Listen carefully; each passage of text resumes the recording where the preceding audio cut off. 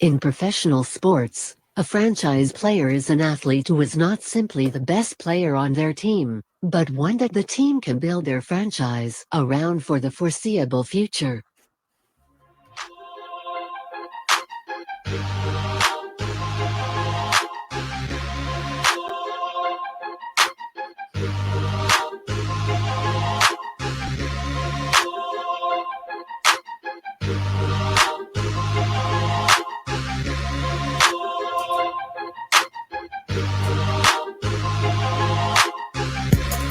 Welcome into a brand new edition of Franchise Players here on Tobacco Road Sports Radio, TobaccoRoadSportsRadio.com. You can hear it on Fridays on terrestrial radio here in the Triad, WWBG, part of their TGF Friday lineup at 5 p.m.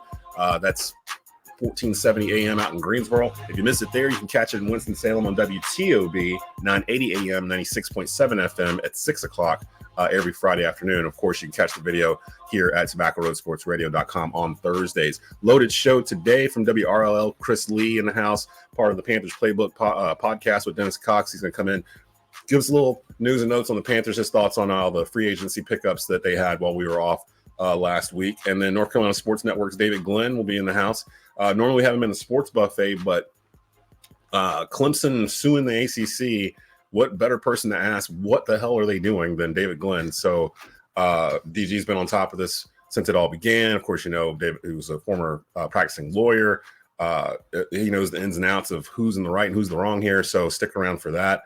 We'll see if Clemson and FSU, to a default, have any ground to stand on. But coming up first, he is a contributor not only to all Hornets SI, but also to all Panthers SI as well. Matt Alquiza in the house. What's going on, man? Not too much. Doing well. How are you, Des? Pretty good. It's, of course, the opening day of the NCAA tournament, which a lot of people consider a national holiday. My Hills are playing at 2:45 on CBS, so we'll keep our fingers crossed they get past Wagner today. I wanted to talk a little NBA with you, though, and in particular with you covering the Hornets. We all contribute to All Hornets SI, the Sports Illustrated digital component for the Charlotte Hornets. And I didn't want to talk necessarily about what the Hornets are doing right now. I think they're sitting on 17 wins, if I'm not mistaken. They're I think it's the third worst standing in the NBA right now. So they're gonna get a lottery pick out of this probably when it's all said and done. Yeah, they're at 17 and 52. They've lost their last 3 games. They're 2-8 in their last 10. But I wanted to talk more about their future. Who do you consider the future core of this team? I know they had the trade at the trade deadline, but who do you see them building around? Because although LaMelo Ball got that huge $250 million extension, it's still the NBA. That does not mean by any means that he's a lock to be here for the next 5 or 6 years. It just means he got his money. Who are you looking at? Who do you want to build around with this Hornets core? That's probably the best way to start this off. Yeah, when I came on here a few weeks ago, it was right after the trade deadline. The vibes were high. The Hornets were playing well. And I mean, it has plummeted since then. These last few weeks have been some of the worst basketball I've seen in Charlotte, even going back to the 2011 7-59 year. Yeah, that was horrible. it's been bad, man.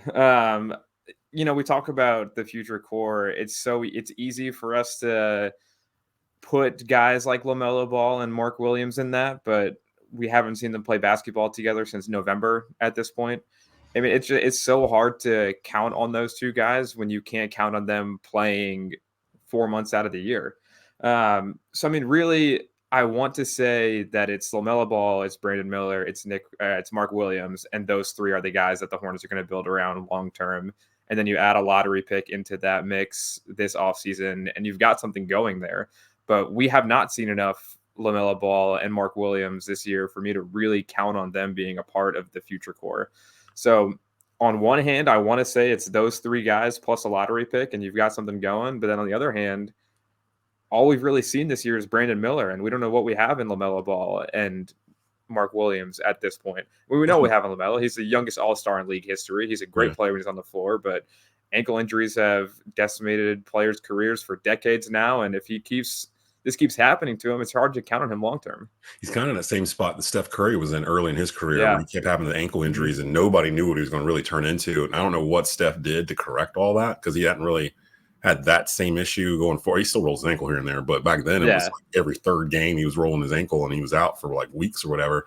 LaMelo's kind of in the same boat, and we can't blame it on the Triple B shoes because he doesn't wear those anymore. I think he's wearing Nikes or something like that. So Puma. That's what. Yeah, you got a Puma deal. How worried are you about Mark Williams? Because has he played since December? He hasn't, man. He hasn't. They wasn't in December. They said we'll reevaluate in 2 weeks or something like that. And I mean, every time Steve Clifford has talked about him, he just talks about how it's like a long-term injury. Again, like ankles have ruined the careers of guards, back injuries ruin the careers of big men. Yeah. And they're in the same exact boat, just different parts of the body. You have a lower back injury for a guy at Mark Williams' size at his age. I think he's 21, 22 years old. Even that, yeah, he might. Yeah, you can't count on that long term. I'm terrified. He's a great player when he's on the floor. His rookie season was one of the best big man seasons we've seen in Charlotte since an Allen Jefferson, Emeka Okafor. But he hasn't been on the floor since then. You can't count on guys like that can't stay healthy. Backs never go back to that's it 100% like ever. I don't care who you are. Like once it starts to degenerate or whatever's going on, because I don't know the exact specifics of what's going on with his back, but for him to have these back injuries this young really makes me kind of worry, especially considering he was a top 10 pick for us and hasn't been able to get on the floor. So, and when he was on the floor, he looked pretty good, and that's hard for me to say because I'm a Carolina fan, and Mark Williams looked really good, but he can't get on the floor. So I'm not sure what's going to happen there. Do you have a player in mind if the Hornets get a top 3 pick, which it looks like they're barreling down the road towards? Do you have a player in mind in college basketball that you would like to see this year? Because I'm trying to figure out who would fit with the core we have right now and who fits the description of a top 3 player in this year's college basketball world. Yeah, I actually wrote something up for All Hornets yesterday. It's on the site right now about some guys to watch in March Madness. It's the 2 Kentucky guys keep coming to mind. I don't know how well they fit with the Hornets or if they'll be a part of like the starting lineup for a long time, but Reed Shepherd as a backup point guard to LaMelo Ball, great player, really good shooter. He's a little undersized, can't really create his own shot, but be a good guy to put next to LaMelo Ball in the backcourt and just, have a secondary ball handler. The guy I'm obsessed with, though, just love watching him play, is Rob Dillingham from Kentucky. He's in the like Jamal Crawford, Malik Monk, small guard that comes off the bench but can fill it up from everywhere. He's really undersized compared to those guys. It's like 6'1", slight frame, doesn't really seem the guy that can bulk up going forward. But, I mean, he's an electric scorer, the kind of guy that fans fall in love with when he comes off the bench and starts filling it up. Would you say he's kind of like this year's version of Scoot Henderson? No, Scoot is just so bulky. He's like shorter, but I mean, he's like physical and like electric getting to the bucket. Dillingham is more of a like handle, create his own shot on the perimeter guy, not a good finisher around the rim. So kind of like the opposite of Scoot Henderson and how they play. Gotcha. Joining us, all Hornets SI and all Panthers SI contributor Matt Alquiza here on Franchise Players. Who finishes in your mind as the 1 seed in the West between Denver, Oklahoma City, and Minnesota? Yeah.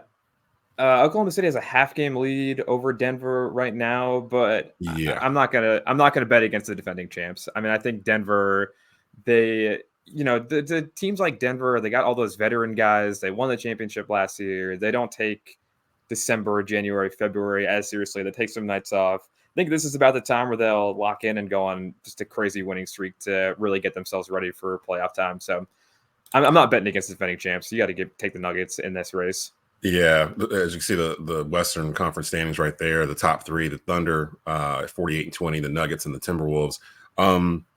Why have Oklahoma City and Minnesota had this gigantic leap this year? Like it was weird in the beginning of the year when I look at the standings and I'd see them at the top. I'm like, it's the beginning of the year, they're going to fall. Like Orlando was at the beginning of the year in the Eastern Conference, and they kind of fell back to the middle of the pack there.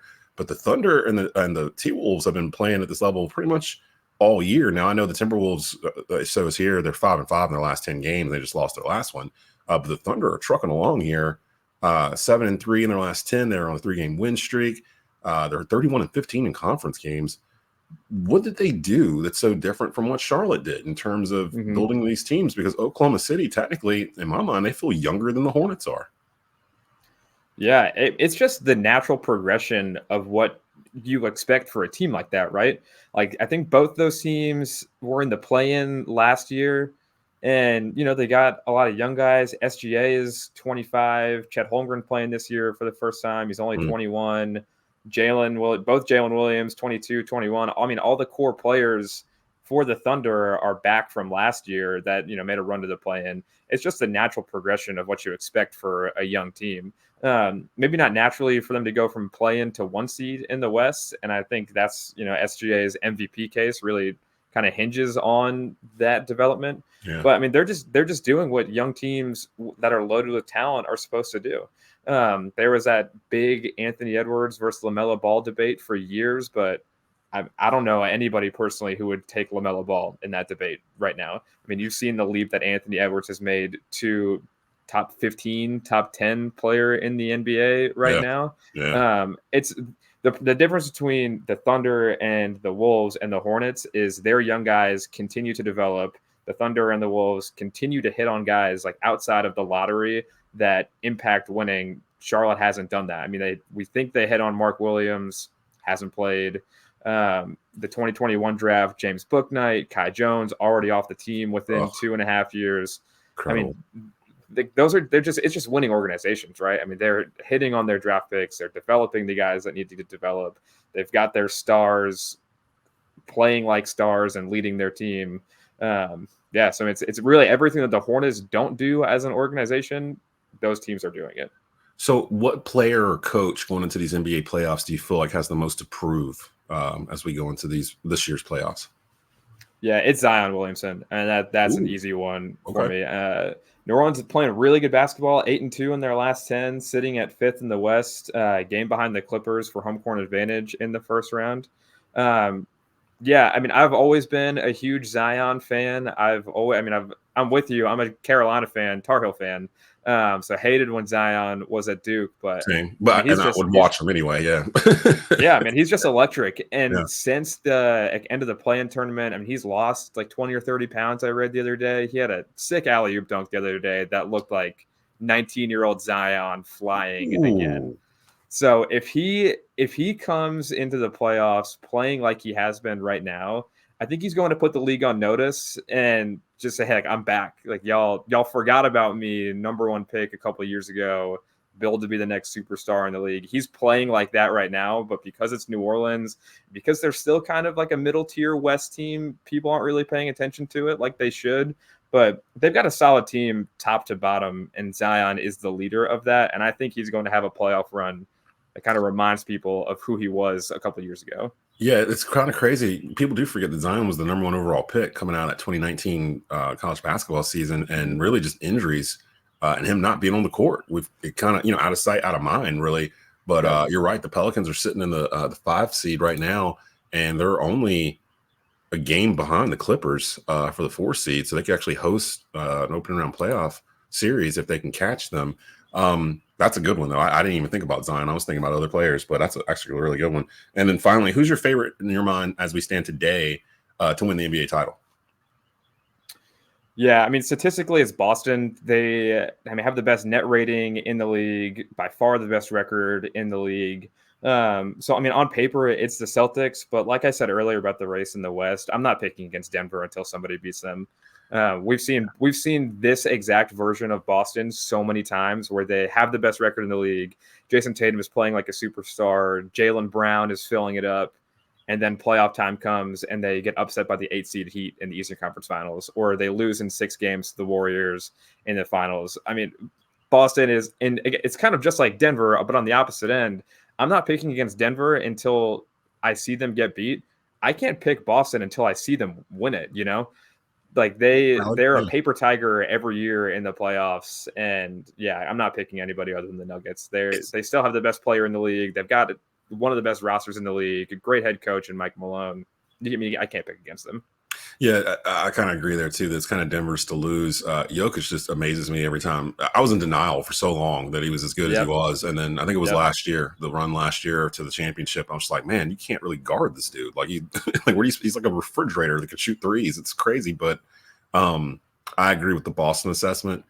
It feels like Jason Tatum has been in the league 15 years, and he almost has. I mean, he's been in the league like 8-9 years. Like it feels like 2017, right? Is when he was yeah. drafted. So he's been here a while. I mean, people forget he came in as a 18-year-old or whatever.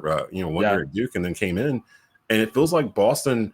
It's almost been like two different teams because the Boston team, the young Boston team that was getting beat by LeBron when he was in the Eastern Conference and they couldn't get past him, that feels like a different squad than the one that's there right now. But some of the key components are still there. It does feel like it's going towards Denver versus Boston, but I don't know. There's so many question marks in the Eastern Conference. And will Joel Embiid come back? Like that's a different team, Philly, if he's on the floor.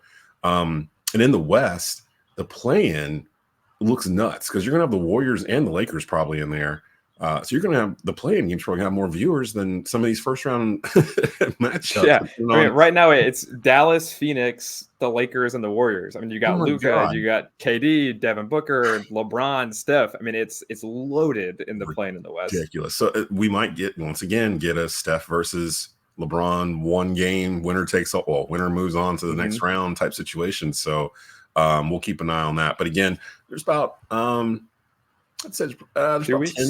2 weeks. About 2 weeks left in the season. It's about 10, 12 games probably for each team. So we'll definitely keep an eye on that. And I believe we're going to have voice of the Charlotte Hornets radio network, Sam Farber, on next week to give out his Hornets awards for the year because we'll be towards the end of the year.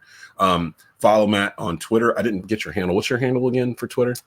M Alquiza 8. It should be on the screen. It's on the radio. It's right there. It's right there. M Alquiza 8. You can follow him there on Twitter /X and follow his work and all of our work at All Hornets SI and All Panthers SI online. Matt, appreciate you coming through, buddy. Yeah, man, absolutely. Coming up, WRAL's Chris Lee, sports anchor Chris Lee, will come through and give his thoughts on the Panthers free agency haul. What does he like? What does he not like? What holes are left? And what's next? Coming up here on Franchise Players here on SpacroRoadSportsRadio.com. Franchise players are often referred to as the face of the franchise.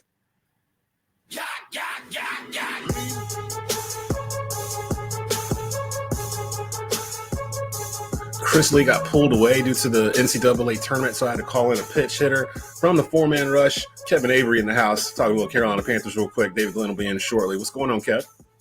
Hey, what's going on, Des? Good to be back.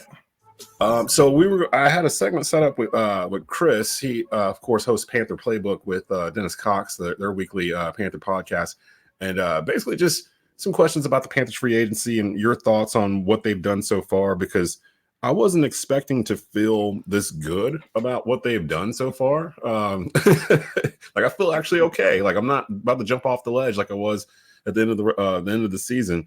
Who, in your mind, Kev, who is the best offensive free agent pickup that the Panthers had so far? Man. I'm going to have to double up here. I'm going to have to say them two guards, man. I just can't just do one. I'm going to say the guard tandem. I would say that's the best move because you immediately solidified what has been a revolving door for the Carolina Panthers. Just last year alone, there were 8 different guys who played right guard, and there were 7 different guys that played at left guard in last year.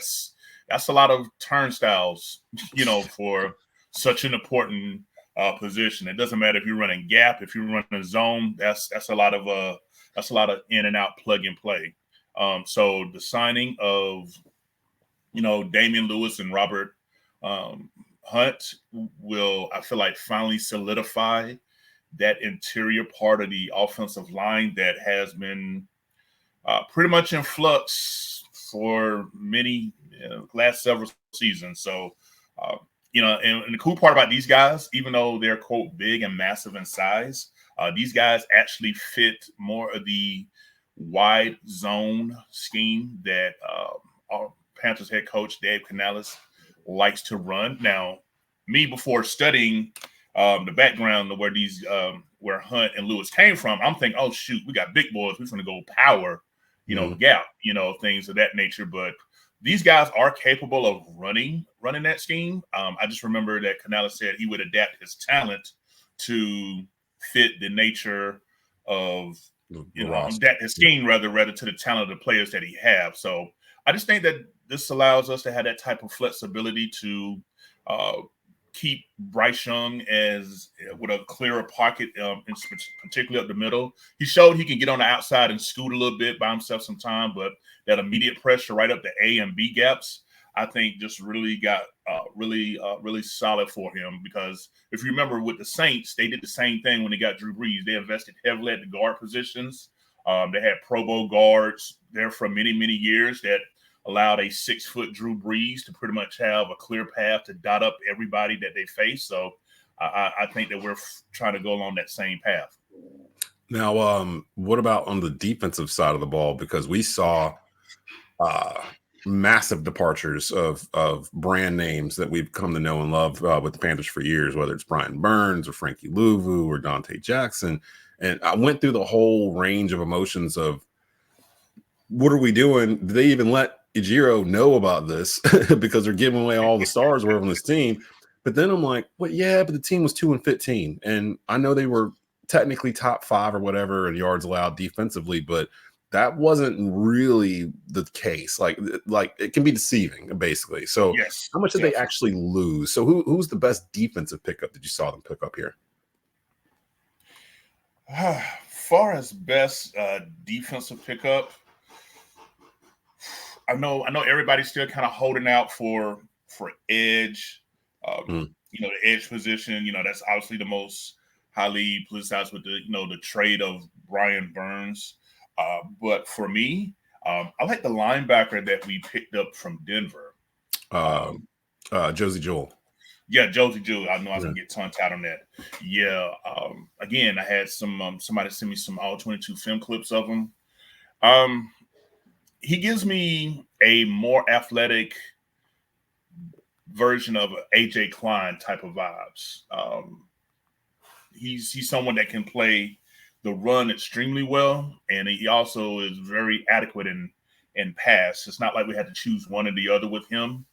Now, you know, has he gotten burnt a little bit in the past? Yeah, sure. Everybody in the NFL is going to have plays made against him, but he's definitely someone that you can keep on the field all 3 downs. It's not like you have to sub him out when it's a known passing situation.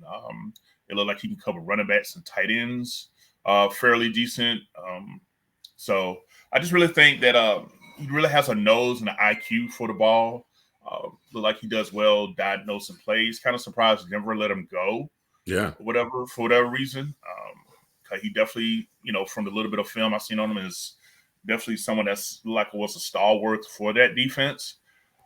But again, you know, him being familiar with, you know, our current defensive coordinator, Evero, he looked like he's really focused on going after guys that's thrive well in his system, because his system, it seems that Evero goes more off of scheme than talent per se. Mm-hmm. And it showed, you know, last year, you know, even, you know, with all the injuries we had in and out of our secondary, we hardly were saying, wow, we got, you know, who gave up that touchdown, man? Who got, you know, blown off like we did in 2022? You know, that's a good point. We had guys off the street come in and just and play well in his system. So I just think that the resources were allocated from the defense to the offense to see what we got with Bryce. And it's kind of like, okay, bro, you want to earn your head coach position? Let's see how well you do it without as many bullets in the clips per se on defense. Let's see if your scheme is if it's going to be produce as much as you believe that it can. And I think that's the right move, because we definitely have to see in year 2 what we have with our franchise quarterback. So switching the focus from defense offense was the right move, but definitely the Josie Jewell was definitely my favorite pickup. Yeah, I think I saw he had 100 tackle seasons 3 of the past 4 years or something to that effect. And I did notice on both sides of the ball, the pickups that they've done on offense and defense, it feels like the vast majority of them have some sort of previous relationship with either Dave Canales or with Ejiro Evero. Like they worked with them someplace previously, and that's why they're being brought in now, which is a drastic difference from this time last year, where they were just kind of grabbing whoever wanted to come over, and they were just going to kind of hodgepodge this thing together in a big bowl of salad or whatever the plan was last year. This year, it feels like there's some sort of direction. So it helped blunt the initial shock of seeing Burns go and seeing Louvu go and then putting Dante Jackson in that trade when we started seeing the guys they were bringing back in it felt like it was a bomb on every single article. You know, this guy played for Giro Evero in Denver and 3 years ago, or this guy played in Seattle, or underneath Canales as he was the wide receivers coach, that kind of thing. So even though the names might not be recognizable to the general public, they definitely aren't to this coaching staff, which I think that familiarity is going to be something new that the Panther fans have not experienced since Ron Rivera was here, really. Kevin Avery joining us here on the 4-Man Rush, from the 4-Man Rush. You can follow them on Twitter at 4-Man Rush. That's the number 4OUR Man Rush. What's the biggest hole in this roster right now as we stand here towards the end of March?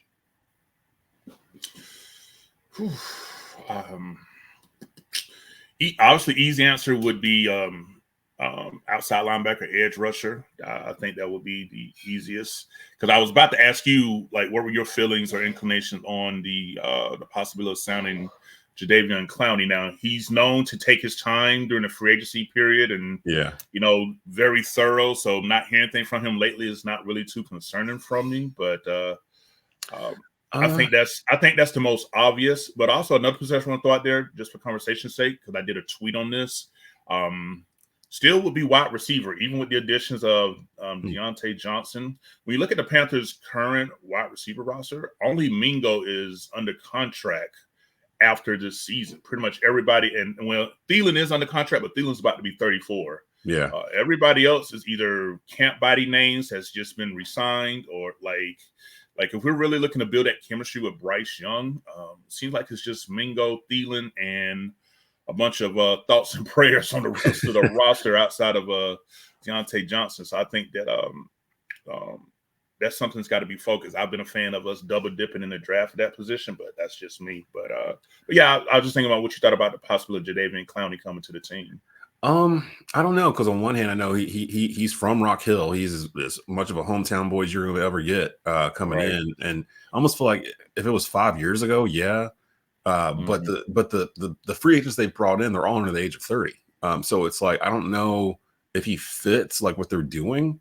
I do agree with you. He's at that age where he does not like doing OTAs. He does not like doing training camp and all that stuff that happens late July, early August. If he can get all the way to August 18th before he has to sign anywhere, that's chef's kiss for him. So he might be a late addition to us. I'd rather him come here than someplace else in the division, but I don't know. It actually kind of leads to my question of with the Brian Burns deal to the Giants.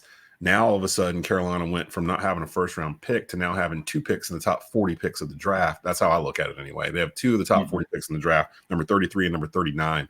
If you were Dan Morgan, what would you do with the 33rd and 39th picks? Depending on if they're able to do anything else more in free agency, like let's just say if we stand pat with where we're at right now as far as any significant, we may, fill in some, special team players or type, here or there, but as far as impact players, if it stood as is, I would be looking at with the first 2 picks, offensive player and a defensive player more. So you would keep them. You would actually use them. You're keeping them both. I would keep, but you know what though? I'm open to taking either one of those picks, because particularly the 33rd pick, because there's going to be some talent. There's always every that's wasn't expected to drop. That's going to sit there, and we're going to have the first. So teams who are really needing may be willing to offer more than we probably would get. So I'm open if we can trade back, as long as we don't trade out of the 40s. Like if we trade like down late 30s, if not very early 40s, since we already got the 39th pick, and pick up an additional 3rd or 4th. I'm open to that, because when I look at the places that we need help at in the draft, cornerback, tight end, if we can get, multiple picks between, say, the 2nd round and the 4th round, I'm definitely all for it, because as right now, I think we have 2 5th. So we can somehow end up with 2 3rds or 2 4ths in addition to how far back we trade back in the 2nd round. I'm definitely all open for that. So, but if we decide to stay pat, I think that we're definitely going to come away with 2 game changers. There's some cornerbacks in this draft that I particularly like, because now with the trade of Dante Jackson, cornerback number 2 is wide open. We still got hopes and prayers for J.C. Horn to have a healthy year. So I think, please, just give us, please, because he's going to be coming up on his extension potentially soon, right? And we don't even know exactly what we have. We got till May to offer him his fifth year option for next season. So, but I had tweeted, I hope he bets on himself and shows that he can stay healthy years 4 and the option years 5, and then be like, okay, show me the bag. Because we've seen when he's played, he's hell when he's well. There's no doubt about it. He's a top 5 corner in this league, whether he's in the slot or whether he's on the outside when it happens. So we'll have to see. But wide receiver and corner with 33 and 39, if we stayed pat, I definitely could see being an option for us. I made the mistake here right before I let you go. I made a mistake. I think I typed in Panther news or something on Google and just it led me to like mock drafts. Like people are starting to do mock drafts of who might be there at 33 and 39 based off of what they're seeing. And a large amount of them was Xavier Leggett and Chop Robinson from Penn State, the edge rusher and the wide receiver. And I'm like, we get both of them in the second round. I'm okay. I'm okay with that. Like if we can get Xavier Leggett, the dude that just broke the 40 time at the combine. Now I know speed ain't everything, but we don't have any. So like if we were able to grab him, and I saw some of his highlights too, he's not just speed. He's kind of like a Cadillac. He has to kind of have a straight line to get going to that speed. He's not like what my man Jay Stu would say, like a jitterbug, like a quick guy. Like he's not like a Tyreek Hill type of fast. He's more of a straight line. If I've caught the ball and there's nobody in front of me, you're not going to catch me kind of fast. So almost like a remember Chris Johnson, running back for kind of like that kind of fast, like where he wasn't going to juke you fast, but he was going to outrun you. So if they can get him, and then I keep hearing about Chop Robinson, but his thing about Chop, I'm sorry, I mean, his thing about Chop, and I'm speaking on behalf of Smooth on this one, on Lawrence. He looked great at the combine, but when you go back and watch film, which is what we like to do, because we don't get caught up in the underwear Olympics in Indianapolis.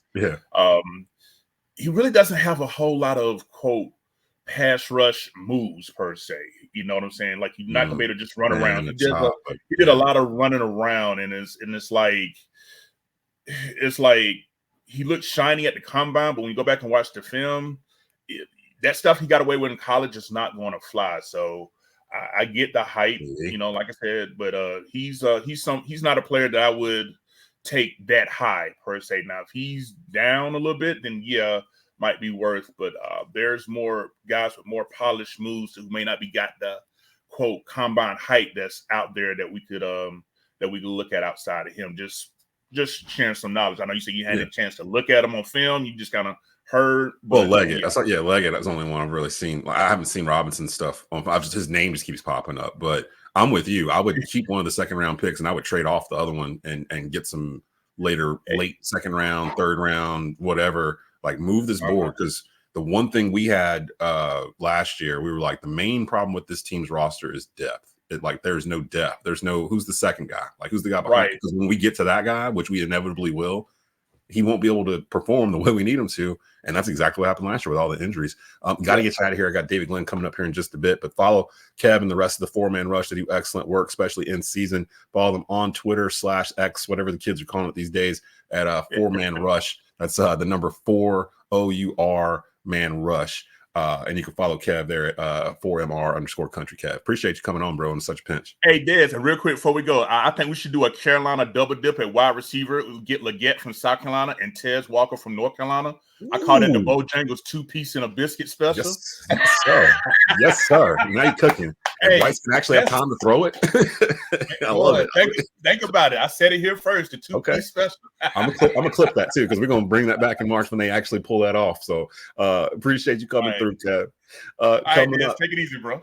Coming up, we got North Carolina Sports Network's David Glenn. He's gonna come in and explain Clemson suing the ACC. Why are they doing this now? And do they have a leg to stand on? I don't trust anybody else's legal mind more than David Glenn when it comes to this kind of stuff. So you know how to grab him this week. He'll be on in just a sec here on Franchise Players. In professional sports, a franchise player is an athlete who is not simply the best player on their team, but one that the team can build their franchise around for the foreseeable future.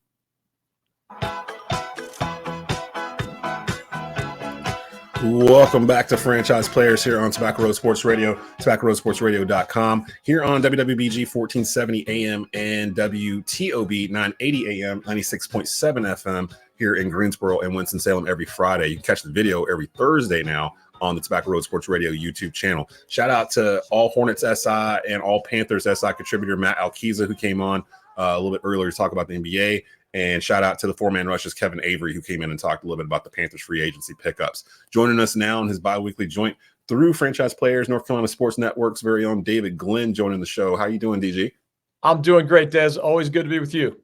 Feels like it's always the perfect time whenever someone's going to sue the ACC or something along those lines where I have you lined up coming in. Because normally we do Sports Buffet where I get a chance to bounce around to different topics with you. But I figure I'm going to take advantage of the fact that I've got you here for about 15 minutes so I can get some answers, because I'm kind of confused as to what the end game is here for everyone. Clemson decided to sue the Atlantic Coast Conference in a court filing, I believe Tuesdays when they did it, not joining FSU, but becoming the second school to sue the ACC in as many months. FSU sued in December, I think, if that's the case, and they're in the middle of putting their court dates and stuff together right now. Question number one, why now? Why is Clemson suing the ACC right now? Especially, I thought it was comical that they announced this on the very day that Clemson basketball is actually going into the NCAA tournament. And it's like taking all the focus away from that when they didn't make it last year and had a genuine gripe about getting in. Now, Brad Brownell and his team, they had the focus for about 20 minutes, and then it went over here to Clemson and football and the ACC, because that's really what it's all about. So why is Clemson doing this right now? Well, I always remind folks that there's the legal aspect of a lawsuit that everybody would think of common sense style, where you think you have valid legal arguments that will play out well in front of a judge. And Florida State's lawsuit and Clemson's lawsuit have some of the same types of legal arguments. Antitrust, the penalty is too large and a violation of public policy to make it so expensive to leave the conference. That's a parallel between the two lawsuits. And then Clemson just made a novel argument suggesting that the grant of rights only applies to any school as long as the school stays in the league, which in my legal opinion, as a guy who's been an attorney for 30 years, is really a laughable, not believable, roll your eyes, I can't believe you're saying that with a straight face legal argument. Wait a minute. Hold on. Real quick, though, the second level of this, to understand the why of filing this lawsuit, Clemson and Florida State know that the ACC has a lot of the better legal arguments. But Clemson and Florida State also know no other league is going to invite them until they get through this legal black cloud. And filing lawsuits and now having the ACC dealing with 4 different lawsuits, 2 incoming, and then the ACC has responded to both Florida State and Clemson with separate lawsuits. So now you have 4 active lawsuits.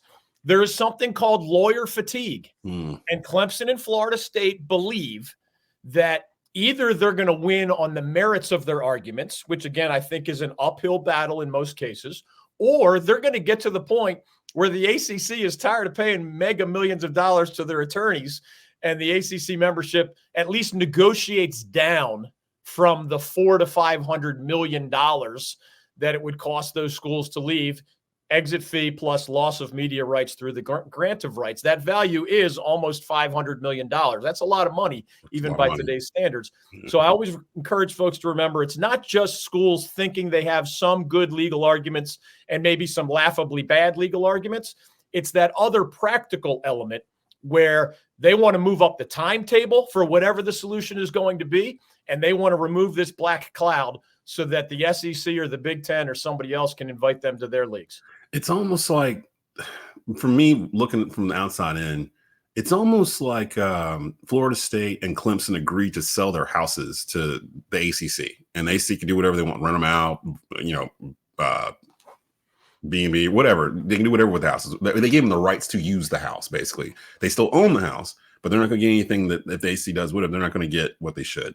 And it feels like FSU and Clemson are like, yes, we agreed to do this. Yes, we then agreed to do it, again, a couple of years later. We extended our agreement to do this, but we don't like the fact that 8-9 years later, that we're looking around the neighborhood and all the houses in our neighborhood are worth way more than we expected them to be. So we want our house back.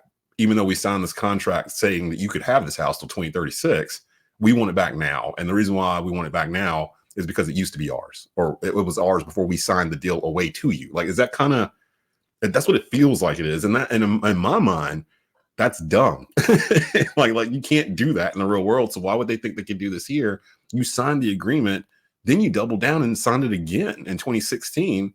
And it feels like there's no legal ground to stand on. Is that right? Or am I just kind of tripping here? Like, I don't understand the logic. Clemson and Florida State have other legal arguments beyond the one that you're describing. So they're going to make antitrust arguments, like I said, that the penalties to leave are so exorbitant that it's against public policy. The way a non-compete clause for an employee could be so broad and so extreme that a judge finds it illegal. The grant of rights has never been tested in court. So we don't know with 100% certainty whether a judge is even going to view the whole $500 million as a penalty, or whether the ACC's argument is the $500 million is not a penalty. The $140 million exit fee, of course, is a penalty in terms of you choose to depart. This is what you've agreed to pay. Yeah. They view the grant of rights more as what you just described. You know, you can rent your house out. If you were a musical superstar, Des, and for whatever reason, you signed the rights to the proceeds of one of your albums well into the future, you can sign that away. It's intellectual property. And maybe you and I have all sorts of negotiations and all sorts of things going on. And one of the things we negotiate is I get the rights to Dez's revenue from a particular album all the way through 2036. That's what the ACC says. Hey, you assigned us as a league your TV rights all the way through 2036. And oh, by the way, I have a copy of the grant of rights. I hear all these Clemson and Florida State fans say how hard it is to find. I've had a copy of the grant of rights for 10 years. It's been in the public forum for at least 2 years. I was going to say that. Can't you basically go online at this point and find a copy of it? Okay. Now, the ESPN agreement is clouded in more secrecy, and you got to go to ACC headquarters and all that stuff. But that's another topic for another time. The bottom line is there's a lot of whining that we didn't like how the deal turned out. The undercurrent in both of these lawsuits is we're mad that the Big Ten and the SEC have better TV deals, and we're mad that, and to their credit, they are the two biggest brands in ACC football. They do have the most eyeballs watching their games. There is a value to that, to the ACC, of course, in their negotiations with ESPN or any other TV partner. But it is not a winning legal argument to say this deal that we agreed to twice didn't turn out the way we thought it would, and we're upset about it. That's why these attorneys are having to come up with alternative legal arguments, because they know you don't win by saying we're mad that stuff went sideways. And oh, by the way, Des, as we've discussed before, neither former ACC Commissioner John Swofford nor any other wizard-like negotiator is going to negotiate the same terms for the ACC's football product as the SEC commissioner and the Big Ten commissioner negotiated for theirs. For those who don't know, those two leagues just get a lot more TV eyeballs in football. So they're holding aces and kings in their hand as they negotiate their TV deals. John Swofford's got maybe an ace and a king, and he's got a 2, and he's got a 5, and he's got an 8. There is no negotiator on planet Earth in the history of the world who would have negotiated parallel deals for the ACC as the Big Ten and the SEC got, in a world where 80% of these conference TV deals, the value of them is football related. Now, a long time ago, men's basketball was a higher percentage of the value of the deal. And guess what? For decades, the ACC was the wealthiest league in America. Mm-hmm. The world changed. Consumers' preferences changed. The ACC's never been a top-tier football product, ever. And TV partners know that. And when 80% of the value of the deal is football related and your football product is not quite as good historically as your basketball product, well, that's why the Big Ten and the SEC have gone soaring past not just the ACC, but everybody else financially. You could argue that John Swofford should have negotiated a better deal, but it's a ridiculous argument that he should have negotiated a similar deal to the Big Ten or the SEC, again, because he just doesn't have the same high caliber football product to sell. And even that, I mean, it's almost impossible. In hindsight, it's easy to say, but if going back to then, it's almost impossible to say there was a bad deal at the time when Swofford made it, because the Big Ten and SEC deals hadn't been made yet. So to say they could have got more when we don't really know where that exit ramp was, that's kind of where I'm stuck at too. Follow DG on Twitter /X at David Glenn Show. David Glenn joining us here, talking a little bit about Clemson and FSU versus the ACC. For those that may be coming into this conversation late or have been following this story from afar and don't understand exactly what the grant of rights is, like whenever we mention that, can you briefly explain how we got to this point in terms of the grant of rights itself? Like, what is the grant of right, the ACC grant of rights, and why are they so mad at it? Yes. So remember, a little more than a decade ago, Maryland chose to leave the ACC for the Big Ten.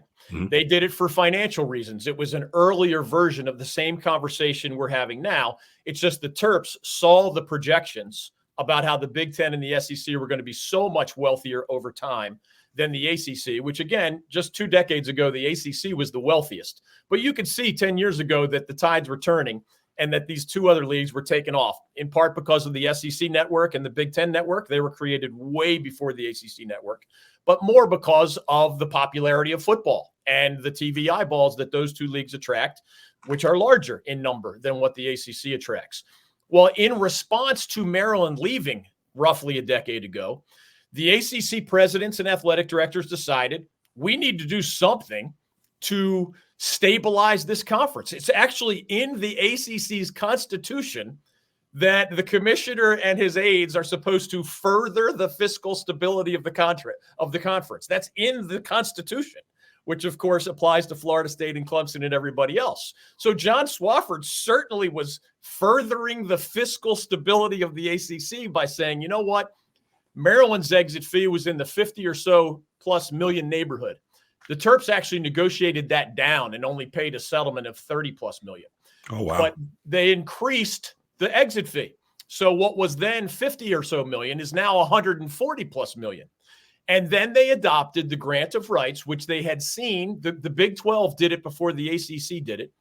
And it seeks stability by saying, look, if I'm a member of your league, I am assigning you the media rights to my sporting events all the way first through 2027, and then in the 2016 amendment all the way through 2036, which is the end of the ESPN deal with the ACC.